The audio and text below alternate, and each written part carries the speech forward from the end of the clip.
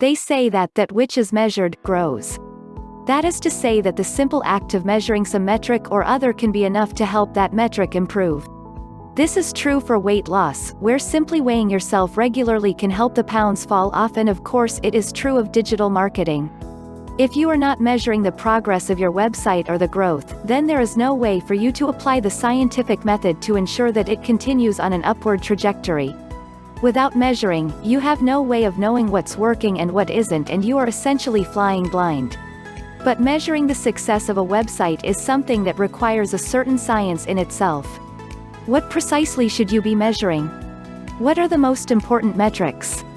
And how do these numbers work together to provide a detailed understanding of your traffic and your success? This guide will attempt to answer all those questions and more by focusing on the 8 most important metrics you need to be tracking. 5. 1. Track visits. The first thing to look at is the number of visits you are getting to your website. This metric in itself is not necessarily all that useful, seeing as it doesn't necessarily provide much information regarding the type of person visiting your site, the way they're engaging with your content, or anything else. What's more, is that most websites will not see a visit as the end goal. If you are intending on building brand awareness, engagement and following, then you will need to reduce your bounce rate, see below. If you are trying to make money, then your goal will be to increase your AdSense revenue, or to make more sales of your products. Visits in itself is really just an aside. Despite this though, you need to know your visits in order to make sense of all the other data that you're getting. You need to know your visits so that you can know what percentage of those visitors are buying from you and thereby calculate your conversion rate. Your visits tell you how many people you have to work with, and they let you formulate a strategy on that basis.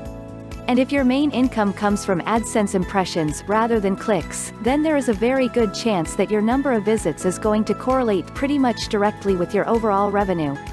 6.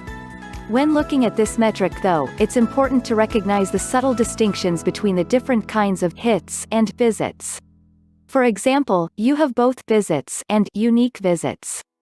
In many ways, the latter is actually more useful, as this uses cookies stored on your visitors' computers in order to identify repeat visitors. So if you have one mega fan who visits your website 20 times a day, then your unique visits metric will help you to compensate for that and give you a more useful number that is a better reflection of your site's popularity. Another thing to consider is the difference between hits and visits. Hits are different from visits because they actually represent every single demand placed on your servers.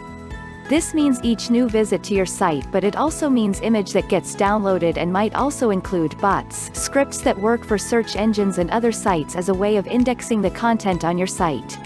This means that if someone were to link directly to one of your images and embed it on your page, which isn't the done thing but it does happen, then you would see a massive increase in your hits that wouldn't necessarily tell you anything about how many people were actually reading your content. So at the very least, you should look at visits rather than hits. And most likely you are going to want to look at your unique visits. 7. More than that. And even then, this metric is going to be most useful when used in conjunction with others. Nevertheless, this is your starting point, and it is the first metric you need to track. It is the broadest and most general descriptor of your overall success, and is definitely a useful number to watch. Note, this is a good time for us to point out that none of these metrics is infallible, and it is certainly possible to fool the reports. For example, if someone is using private browsing on their computer, then they won't be storing cookies, and that means that they may be counted as a new visitor, although normally the IP address is also taken into account. If a user has multiple computers, more likely, then this too can also upset your statistics. How to increase your visits? So how do you go about increasing your page visits? The first thing you are doing correctly is monitoring them and seeing how they increase, as this way you can now try to make changes and see how your site improves or doesn't. This will then let you know what's working, what you need to change, and more. There are numerous different ways to increase page views, and basically the answer here is marketing. These days, that can include SEO, social media marketing, 8. Content marketing, advertising. The key is to create a synergy between all these things and have a strong brand that drives through all of them. Content is very much the key, as unless you're a big, well-recognized online store, this is what is going to give people a reason to come to your website, and it is what Google is going to be able to index and use to decide where you should appear on the SERP's search engine results page. Content builds trust and engagement and encourages your visitors to share your site on social media, and it gives you something of value to offer on social media too. From there, you can also focus on building inbound links to your site from reputable and trusted domains, as well as using influencer marketing by teaming up with other brands and site owners to increase your exposure. The last element, advertising, of course, means spending money on a CPC, cost per click, ad campaign, a banner, or perhaps a video ad. This will bring its own set of metrics, which is something we'll be looking at more further into this post. 9. 2. Bounce rate. Your bounce rate tells you what proportion of your traffic lands on your site and then immediately leaves. This is a bounce, and it basically means that although you have a visit, you aren't engaging with that visitor and they aren't stopping to read what you've created. This is a good example of why visits don't tell the whole story. If you have 1,000 daily visits with a 99% bounce rate, then that means that only 10 people are actually sticking around to read your site. But bear in mind that a bounce rate still doesn't tell the whole story. That's because a bounce rate isn't based on the amount of time they spend on your site but rather their interaction. So someone might bounce from your site after spending a while there, and this simply means that they didn't click to read any of your other pages. So even if you have a bounce rate at about 60%, that doesn't necessarily mean that visitors aren't reading your site. They may be reading the page but simply not feeling the need to read further. If your site is a one-page sales script, then this won't necessarily be a bad thing. 10.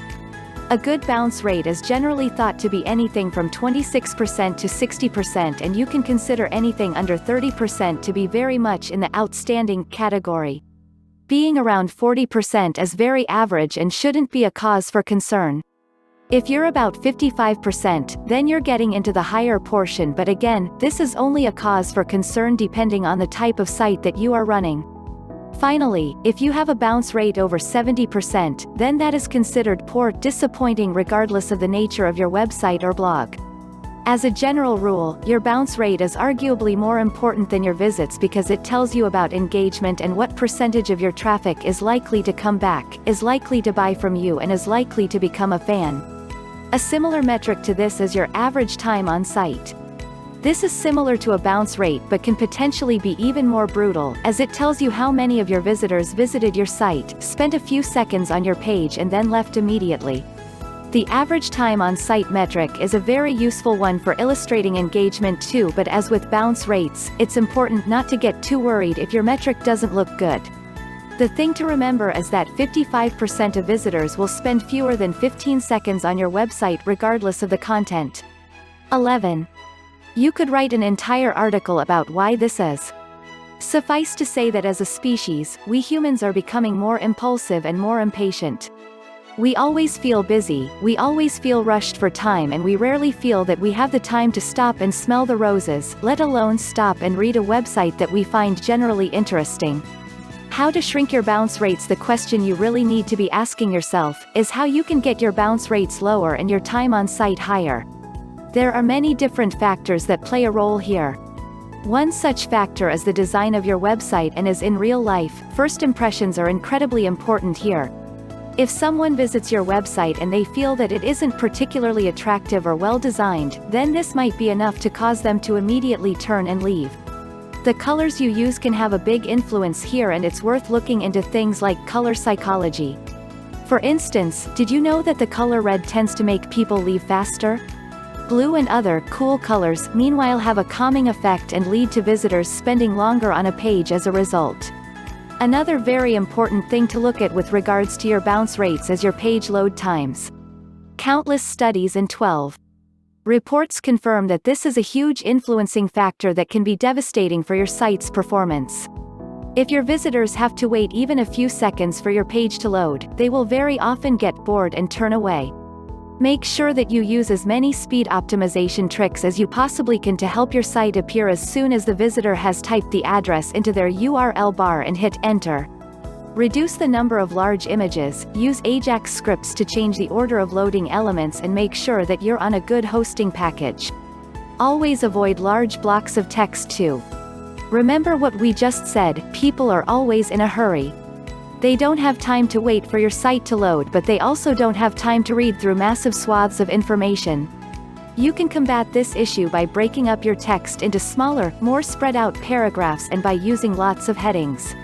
Ideally, your headings should contain a lot of the information in your site so that someone would be able to skim through your site only reading the headings and still get a complete picture of what it is you want to say. From there, the key is then to keep checking back to see how your changes are actually affecting your website. This is the entire point of using metrics in the first place, as now by checking back you'll able to see which of your changes has helped and which has made no difference. Do more of the former and less of the latter. 13. 3. Page views and average page views per visit. Your page views is a metric that sites somewhere snuggly between your views and your hits. This basically tells you how many individual pages have been viewed, regardless of who viewed them or how many times. Thus, it might also be referred to as impressions. Your page views are important in their own way because they tell you how many times the content on your site is being loaded up. And if you have a lot of CPM ads, pay cost per impression, then that tells you how much you're going to earn from them. It's also useful to consider aspects like your unique visits versus page views when you look at factors like conversion rates below. This is useful because each new page view can be considered a new chance for you to impress your visitors. This metric is closely related to another very useful one, that being the average page views per visit. This is similar to your bounce rate but provides a little more in-depth data that shows you how many different pages your visitor looked around on your site. This is a very useful thing to know because it can tell you whether you are being successful in getting your visitors to not only interact with your site but also to keep reading. 14. If you think of your visitors in terms of leads, then the visitors who read the most pages on your site are the most engaged with your brand and are thus the warmest leads. The more page views you get from each visitor, the more likely it is that they will eventually buy when they see your product. Another related metric term that you should keep an eye on is your average cost per page view. This tells you how much you are paying to get each hit on your page. If you aren't doing any paid marketing, then of course this will likely be a very small number, the only cost being your hosting. But if you are spending money on AdWords and other things, then this is a useful way to look at your expenses. Now this is a metric that won't be readily available in most dashboards. But the thing to keep in mind is that most of the most valuable metric in internet marketing aren't, you need to calculate them yourself. To work this one out, all you need to do is take the average spend on your website and then divide it by the number of page views.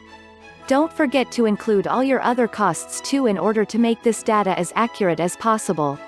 How to increase your page views? How do you increase your page views? 15.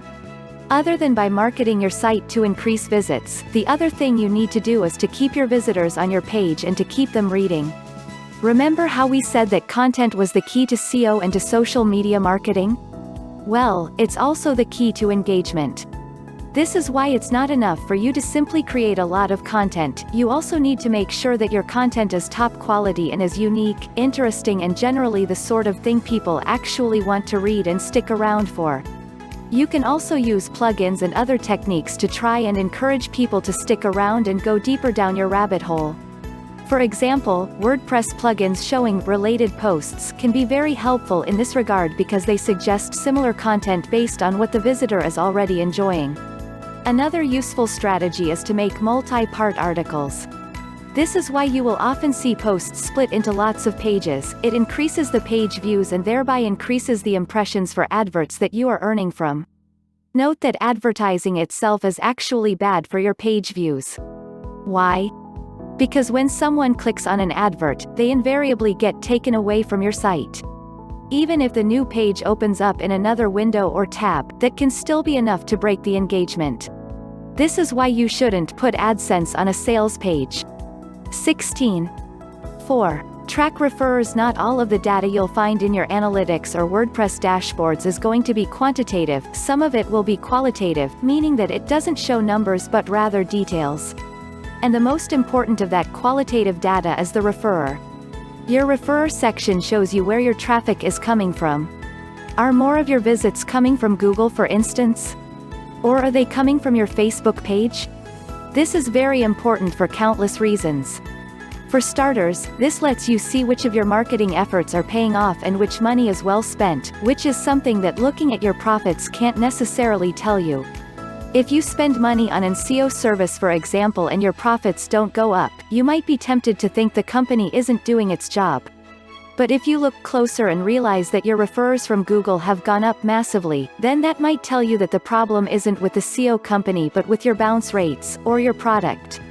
Likewise, you can look at your referrers as a way to see what kind of person is coming to your site. If you have a product aimed at martial artists and all your traffic is coming from a martial arts forum, then this tells you a few things. That forum is a good 17. Source for future links. B. You should look into getting more links from similar sites, and C. You might want to consider making a product for martial artists. Pay careful attention to your referrers so that you can improve all the other metric and so that you can spot anomalies that could upset your data. 18.